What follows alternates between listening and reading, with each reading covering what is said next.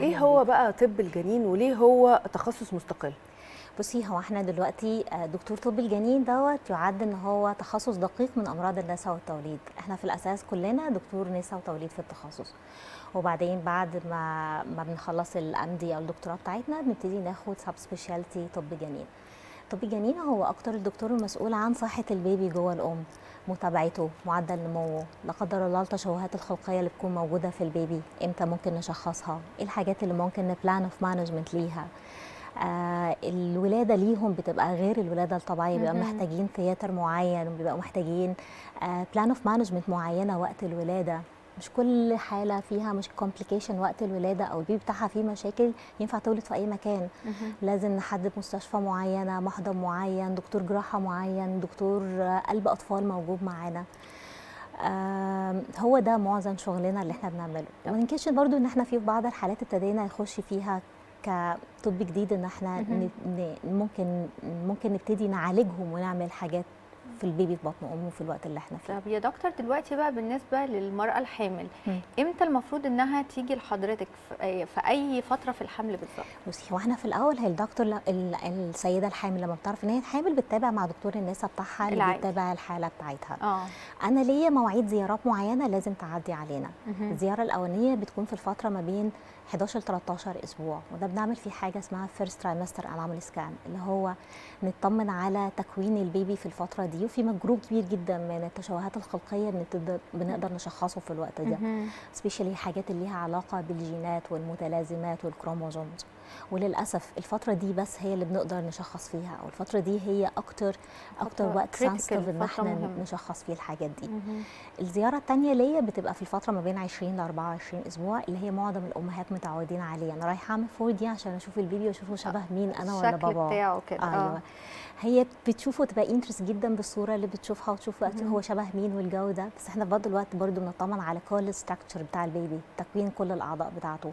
باقدر أشوف القلب، الكبد، الكلى، الأعضاء اهم. الداخلية، أنا عندي مشكلة في البيبي والّا لأ، وهو ده اللي بنقدر نplan عليه بعد كده عامل إزاي. طيب حضرتك بتقولي ان حضرتك بتشخصي امراض او بتعرفي هو عنده ايه من هو لسه في بطن الام. طب إمم. فرضنا ان حضرتك لقيتي حاجه، ازاي اهم. بتقدري تعالجيها وهو لسه جوه؟ يعني قولي لي اشهر حاجه اهم. بتلاقوها وازاي بتعالجيها. سؤال حلو أوي بجد. بُصّي، عندي جروب كبير هارجع فيه أوله إن إحنا اللي هارجع تاني أقول لِك إن أنا plan هامشي خطة الولادة خطة الحمل إزاي، والولادة تبقى ماشية إزاي، هو دي أهم حاجة لينا. تمام. في بعض الحاجات بنتخصص وبنعالجها جوّه زي مثلًا البيبيهات اللي بيكون عندهم أنيميا في بطن إمم. الأم، إحنا بنplan إن إحنا بننقل لهم دم في بطن مامتهم. البيبيهات اللي بيكون عندهم مشاكل فيهم وأنا عايزة أطمن أنا عندي حاجات جينية والّا لأ، بنبتدي نسحب عينات من حوالين المَيّة اللي حوالين البيبي، بنبتدي في بعض الأطفال بيكونوا البيبيهات في بطن مامتهم بيكون عنده استسقاء في المَيّة إمم. أو استسقاء في بطنه، بطن البيبي ذات نفسه، آه. فممكن أبتدي أتدخل وأسحبها له مَيّة حوالين الرئة بتاعته، فدي هتأثر على نمو الرئوي بتاعه، فابتدي باتدخل برضه وأسحبها له. اهم.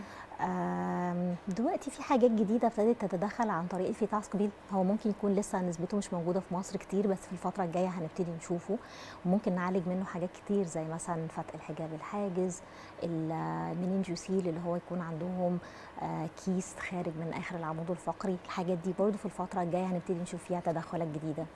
طب يا دكتور بالنسبة للدوبلر، احنا ليه بنحتاج نعمله، وهل كل الحوامل المفروض انها تعمله ولا ده ليه بقى سؤال مهم specific قوي عشان cases؟ الناس ما تبقاش برضه فوكسنج على اهميه الدوبلر. الدوبلر ده من الحاجات اللي ببلان وتماب السيركيليشن بتاعت البيبي والدوره الدمويه بتاعته ماشيه ازاي.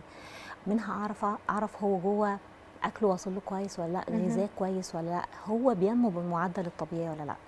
بنبتدي اهميه الدوبلر بتبني في النص الثاني من الحمل، ودي مهم. اول حاجه اللي بينديكيت او بيبتدي يلاحظ ان احنا محتاجينها هو دكتورها في المتابعه. يبتدي يلاقي مثلا بيبي مش بيكبر كويس، الميه بتاعت حواليه تقل، ماما ضغطها عالي، ماما ابتدى يظهر سكر، في ساعتها بنبقى محتاجين نبتدي نتابع الدوره الدمويه بتاعت البيبي اه. عامله ازاي. وابتدي بقى ايه، نبتدي نحدد ايه الاوقات اللي محتاجه تعمله، وعلى حسب نتيجته اعرف هو محتاج يتعاد قد ايه، اه. كل قد ايه.